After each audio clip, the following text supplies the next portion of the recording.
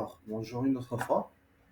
Aujourd'hui, je vais essayer de faire rapidement les travaux pratiques numéro 3. Donc, dans ce TP, on va essayer de revoir les boucles. On va essayer de les expliquer d'une manière plus approfondie. On va voir aussi les instructions conditionnelles comme if. Et on va aussi d'autres types de boucles qu'on n'a pas vues dans les TP précédents. Ce sont les boucles en utilisant while. On va voir quand c'est mieux d'utiliser while ou bien sûr la même chose de while que d'utiliser des boucles comme les boucles for. Alors, on va voir aussi d'autres types de structures de contrôle plus avancées qui vont nous aider à faire des menus et des champs d'erreur. Alors, le premier exercice, il vous demande d'afficher les diviseurs d'un nombre entier. Donc, bien sûr, pour savoir, l'astuce de cet exercice est d'utiliser le reste. Alors, tous, on connaît, on a A est divisible par B, ça implique que le reste de A et B vaut 0. Donc, on va essayer d'appliquer ça. Donc, bien sûr, on a besoin de faire une boucle. On va commencer de la valeur de 1 jusqu'à la valeur n qu'on a entrée au code. On va vérifier si il est divisible et on va afficher la valeur de t. Exemple 12. Les divisibilités de 12 sont 1, 2, 3, 4 et bien sûr le même nombre 12. Pour l'exercice 2, afficher tout l'ensemble des paires de 0 jusqu'à n. Donc l'entrée c'est la valeur n. Et on va essayer d'afficher les valeurs, les valeurs paires. Bien sûr, que toute valeur qui s'écrit sous la forme de 2 fois k, avec k appartenant à n dans le cas positif. Bien sûr, on va aussi utiliser la divisibilité, mais puisqu'on parle de valeurs paires, donc on va voir la divisibilité sur 2. Même exercice comme avant, un exemple d'application 5. Bien sûr, les valeurs paires divisibles et paires sont 2, 4 et 0. Maintenant, à notre exemple, même chose, on va utiliser la boucle for et bien sûr, on va faire le if et on va utiliser bien sûr la divisibilité pour A et B. Mais cette fois, il faut juste comprendre une petite chose, que la condition de la divisibilité, on va voir si le reste il est nul, implique que B, c'est le PGCD. Et si le reste est en nul, implique quoi? On va recalculer le PGCD qui est R, on va lui donner la valeur de P, on va calculer le PGCD de P avec le nouveau R. Alors, dans ce cas, on va essayer de comprendre, est-ce que la boucle se fait au niveau du reste qui est nul ou bien au niveau du reste qui est non nul. Donc, si on a le reste nul, donc le VGC directement, c'est la valeur de B. Donc, c'est une affectation directe, une seule instruction. Pas besoin de faire une comparaison. Mais ici, si la valeur est R différent de 0, c'est-à-dire le reste est non nul, donc on a besoin de faire plusieurs instructions. Bien sûr, l'instruction d'affecter le reste à B et de recalculer, de vérifier la divisibilité de paire avec le nouveau reste. Donc, on va utiliser une boucle à ce niveau. Bien sûr, une chose, il faut comprendre ici. Quel type de boucle qu'on a besoin de faire? Bien sûr, il faut comprendre que la boucle for a un état initial, donc I vaut l'état initial, donc exemple A. Bien sûr, état final inférieur à P et l'incrémentation. Donc, il se comporte comme ça. Donc, on connaît la valeur minimale et on connaît aussi la valeur maximale. Mais dans cet exemple, le bouclage, il se fait suivant une condition qui est R différent de 0. Donc la boucle la plus préférée pour cet exercice, c'est while. Parce que while est une boucle tant qu'il y a une instruction ou bien une comparaison ici vérifiée. Donc, exemple, dans notre cas, il faut que le reste soit non nul.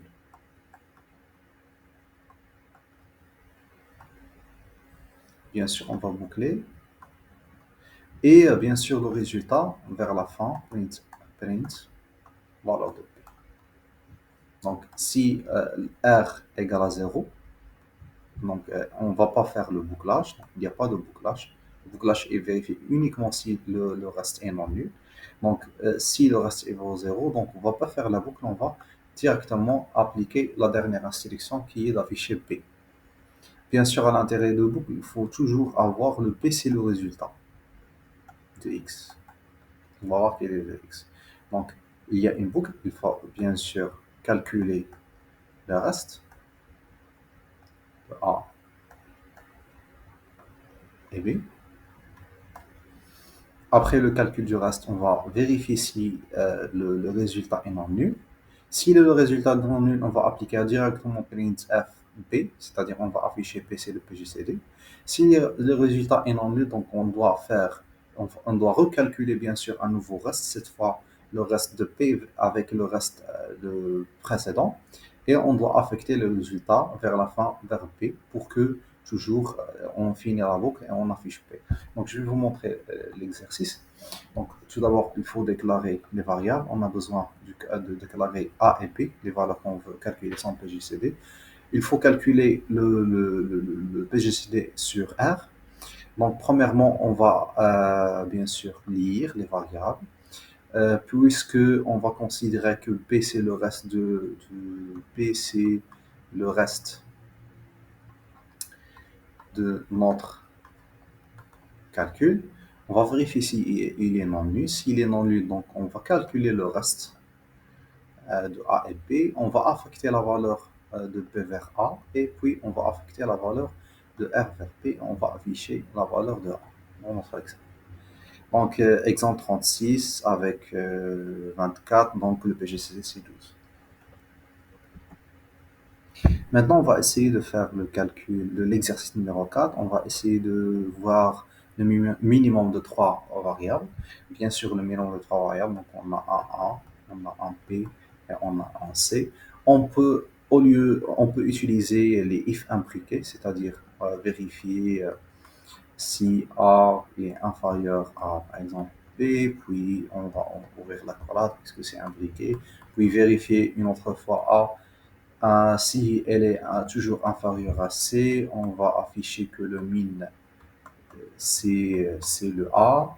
Sinon, c'est-à-dire le cas de else, donc on a, euh, on a que C qui est inférieur à A, donc implique que le min il sera C, ainsi de suite. Donc ça, c'est les if imbriqués.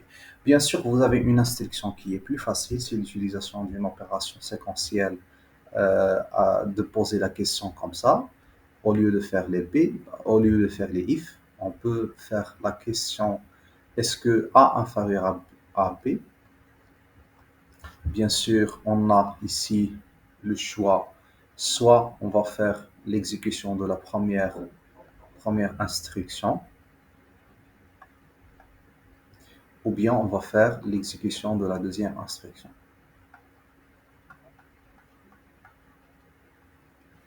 Donc, si on a A inférieur à B, on va reposer la question cette fois-ci, A est inférieur à C.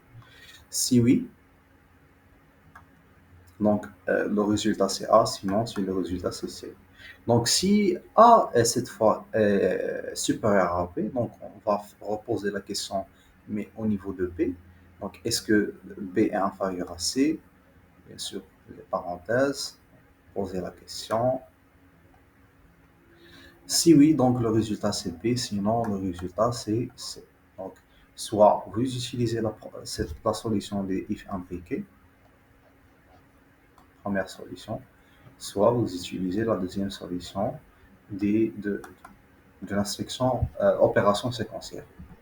Donc, dans notre cas, on a fait les if imbriqués, donc on a vérifié le A est inférieur à B.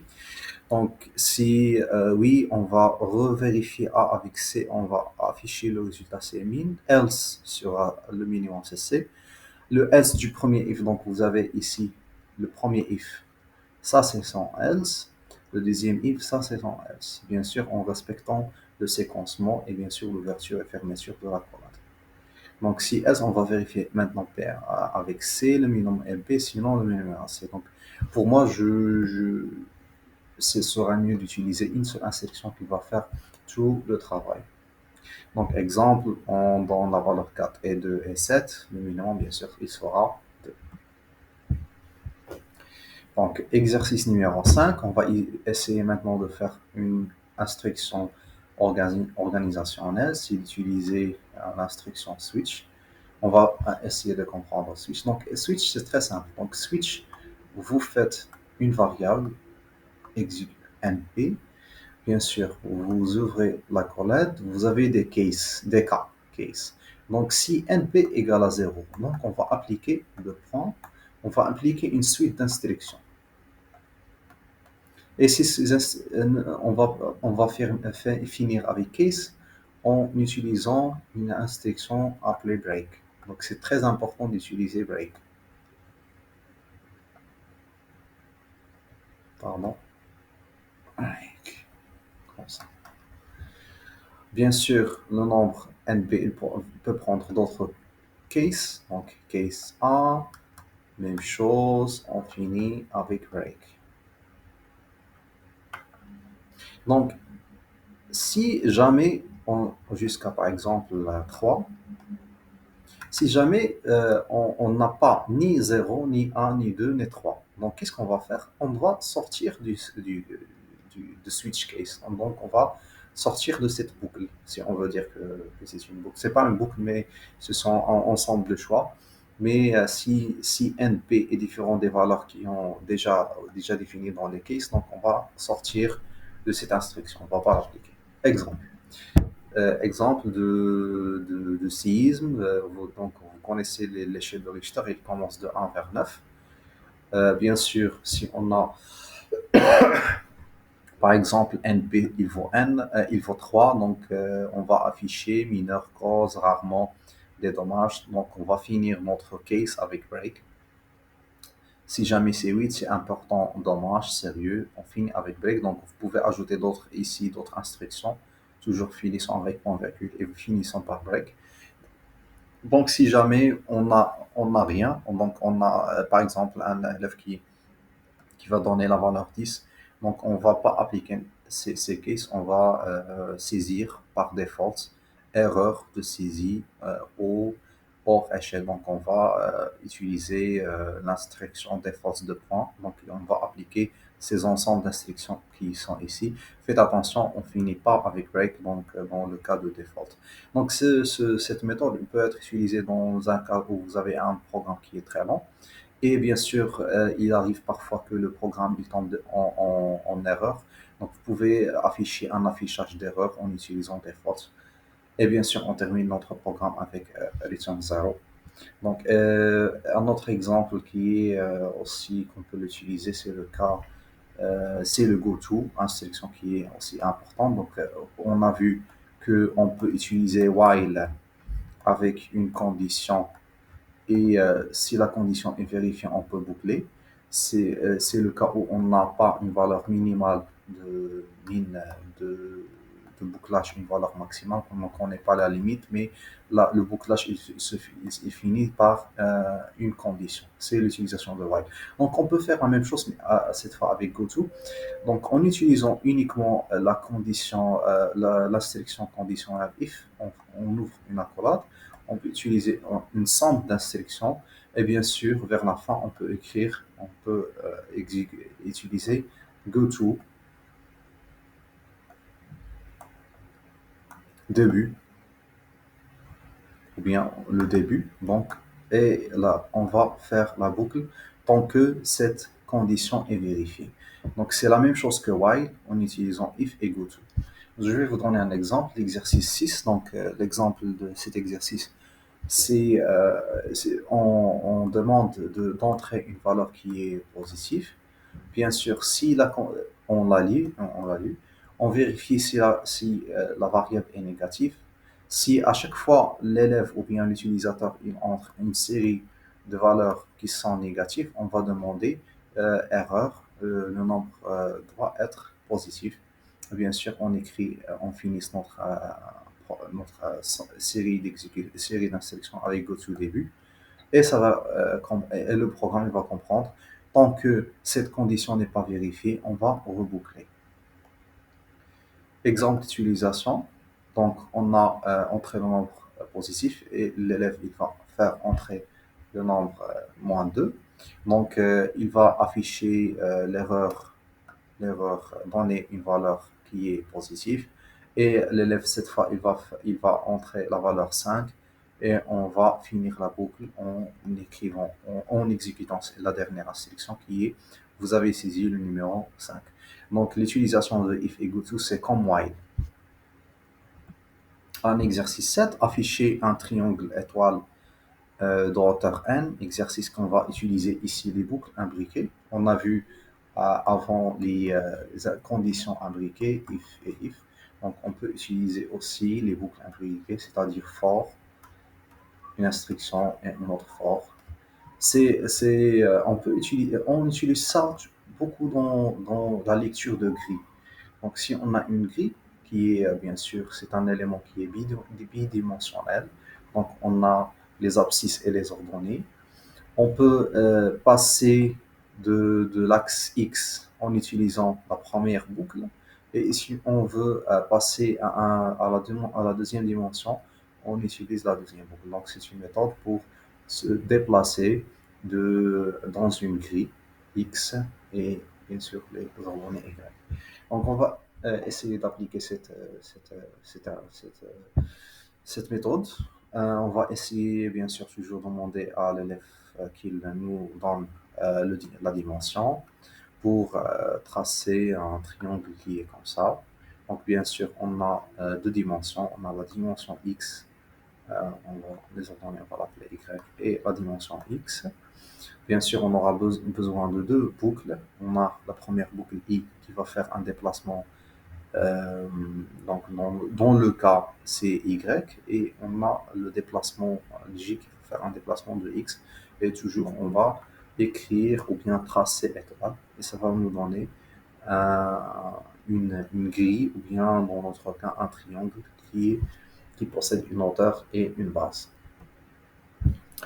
Autre exercice qu'on va utiliser aussi, la même chose des boucles imbriquées, c'est l'utilisation d'afficher la suite de Fibonacci. Donc, vous connaissez la suite de Fibonacci en mathématiques. On va essayer de l'appliquer par un programme. Donc, on va cette fois appliquer, bien sûr, on a besoin d'entrer le nombre D. On aura besoin, bien sûr, de trois variables A, B et C. Bien sûr, I, C, on va utiliser comme la boucle. Donc, bien sûr, on va l'initialiser de 1, sinon le programme va prendre une valeur aléatoire. A, il vaut 0 et B, il vaut 1. Des initialisations qui sont très nécessaires pour appliquer l'exercice. Bien sûr, on ne connaît pas l'état initial, mais on connaît la condition. Il faut toujours que I soit inférieur ou bien égal à la valeur 1 que vous avez entrée. Bien sûr, on va faire une incrémentation vers la fin. Donc, c'est comme la boucle avec for. On doit faire une incrémentation lorsqu'elle change. On va afficher à chaque fois la valeur de A. Bien sûr, la variable intermédiaire, elle va prendre la somme des valeurs de A et B. Bien sûr, ils sont déjà initialisés. Donc, le premier cas, on aura C, il vaut 1. Donc, c'est la somme de 0 plus 1.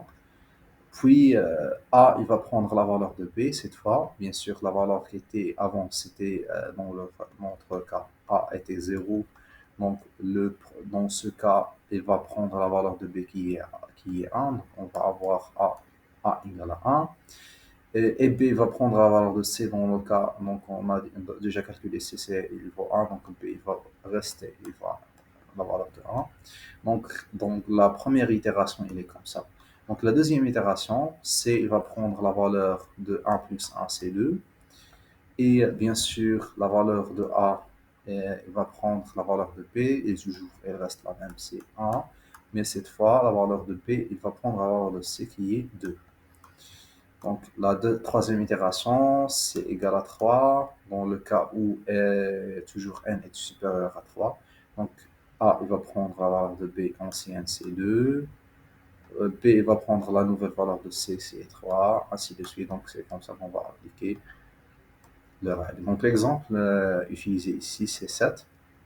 Bien sûr, première itération, le résultat qu'on va afficher, c'est le résultat, c'est la valeur de A. Donc le premier cas, c'est 1. Le deuxième cas est toujours 1. Troisième cas, il est 2. Ainsi de suite, 3 jusqu'à 5. Et la dernière valeur qu'il va prendre, sera 8. Donc ça, c'est une méthode de bouclage conditionnel. Exemple, un autre exercice, c'est essayer de faire la calculatrice. Bien sûr, vous connaissez la calculatrice. Vous avez un ensemble d'opérations. Vous avez la somme, vous avez la soustraction, vous avez la multiplication, vous avez la division. Donc, on peut considérer que chaque instruction, c'est une case, parce qu'on va appliquer une seule opération à la fois, bien sûr, en utilisant une calculatrice. Donc, on peut dire qu'on a case 0 pour faire l'addition, case 1, c'est la multiplication, ainsi de suite. Et on va faire default si jamais il n'a rien choisi. Et bien sûr, à la fin de chaque case, on a break. Et ici, on n'a pas besoin de faire break, c'est juste pour énoncer qu'il y a un erreur ou bien vous avez rien choisi. Donc, l'application de cet exercice, donc on va choisir un menu. Donc, c'est un menu. Donc, on a bien sûr à l'intérieur du choix, il faut avoir une boucle parce qu'à chaque fois, vous pouvez utiliser une nouvelle opération. Donc, dans le cas, bien sûr, le bouclage, il sera conditionnel parce qu'on n'a pas une valeur min et une valeur max. On ne peut pas utiliser for. Donc, soit on a le choix d'utiliser while ou bien le do while. Donc, dans cet exercice, on va utiliser do while. Donc, en fait, là, il n'y a pas de différence entre while et do. C'est la même chose. Vous avez une condition pour faire le bouclage. Mais le slight difference between them, يعني la différence là qui est vraiment pas une grande chose, c'est que en utilisant do, vous appliquez la boucle et vous faites le test conditionnel vers la fin. Donc vous appliquez ce qui est dans la boucle. Donc la première itération elle sera réalisée et vers la fin on va essayer de vérifier est-ce que la condition est juste et validée. D'accord? Donc la différence entre while et do while, c'est while, il faut tout d'abord valider la condition avant d'appliquer les instructions. Et do while, vous appliquez la première itération et vous validez vers la fin. Donc c'est ça la différence. Dans notre cas, bien sûr, on va utiliser do while parce que on va assumer que la condition est vérifiée, on va appliquer les instructions. Donc, premièrement, on va faire le choix, bien sûr, de l'instruction à réaliser. Donc, si vous insérez 2, ça veut dire que vous voulez faire l'addition, 3 pour le sub, multiplication c'est 4, la division à 0, et bien sûr, pardon, 0 pour quitter, 1 pour l'addition, 2 pour le sub, 3 pour la multiplication, 4 pour la division, et bien sûr 0 pour finir. Donc, dans ce cas, je crois que c'est très facile. Donc, le switch, bien sûr, vous avez CH, c'est l'opérateur de choix. Si vous choisissez CCH, donc ici c'est si CH égale à 1, donc implique on va faire l'addition. Donc, bien sûr, vous pouvez, premièrement, il faut lire les deux variables qu'on veut faire, qu'on veut sommer, puis on va écrire le résultat de la somme.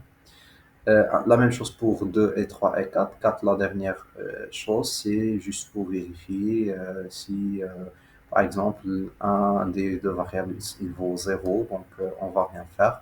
On va afficher un message d'erreur, c'est-à-dire qu'on peut rien, on peut appliquer, qu'on peut pas appliquer ni de la division ni de la multiplication. La valeur il est 0. Dans ce cas, on peut faire c'est pour calculer la division. Donc, il faut vérifier que B est non nul. Donc, pour afficher la division. Sinon, vous pouvez ajouter cette condition comme une condition d'erreur. Donc, c'est la même chose. Bien sûr, on va faire une condition sur le switch, la variable de switch, il doit être différent de 0. Donc ça, en fait, c'est pas une très, très grande chose, c'est juste une condition qui peut être optionnelle, que si vous voulez l'ajouter pour que la boucle soit une boucle fermée. Donc, exemple, le choix, donc on va choisir 1, c'est-à-dire qu'on veut faire l'addition, il faut avoir les deux variables, 5 et 3, donc le résultat sera 8. Un autre exercice, exercice du factorial. Donc, le factorial, c'est la multiplication successive des nombres qui sont inférieurs à la valeur que vous avez donnée. Donc, bien sûr, on va faire une multiplication successive du même nombre avec les nombres. Donc, on va faire la multiplication de f ou bien n'importe quelle valeur que vous allez utiliser avec i, tel que i, c'est non la boucle for. Donc, i, bien sûr, on va commencer d'une valeur initiale. Si on initie f à 1, on peut ajouter i et 2. Donc, vous pouvez soit faire, bien sûr, la même chose avec 1, on va donner le même résultat. Bien sûr, il doit être i inférieur ou égal à f. Et vous avez le bouclage i plus plus. Donc, on va premièrement demander à l'utilisateur qu'il insère la variable. Donc, on a considéré que f, initier une f à 1 si jamais il ne donne pas une valeur. Donc, et aussi dans le cas où f égale à 0, mais ce n'est pas notre cas, donc on va juste vérifier puisqu'on a énoncé que la variable est longue, donc il faut absolument qu'elle soit positive. Donc, si if est négatif, donc impossible de calculer factoriel. Dans le cas else, donc on peut faire le calcul.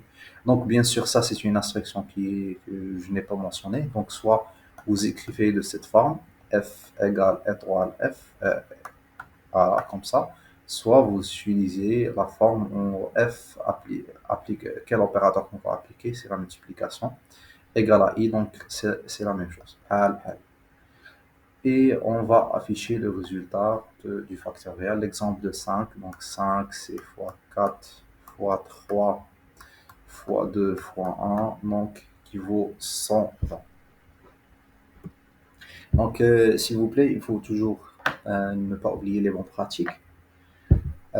Utiliser les protocoles d'affichage de résultats récupérés. Bien sûr, toujours vérifier scanf. Il faut faire bien sûr la différence entre and, la variable, et la variable. Donc la variable c'est la valeur, mais end la variable c'est l'adresse de la valeur, non la RAM.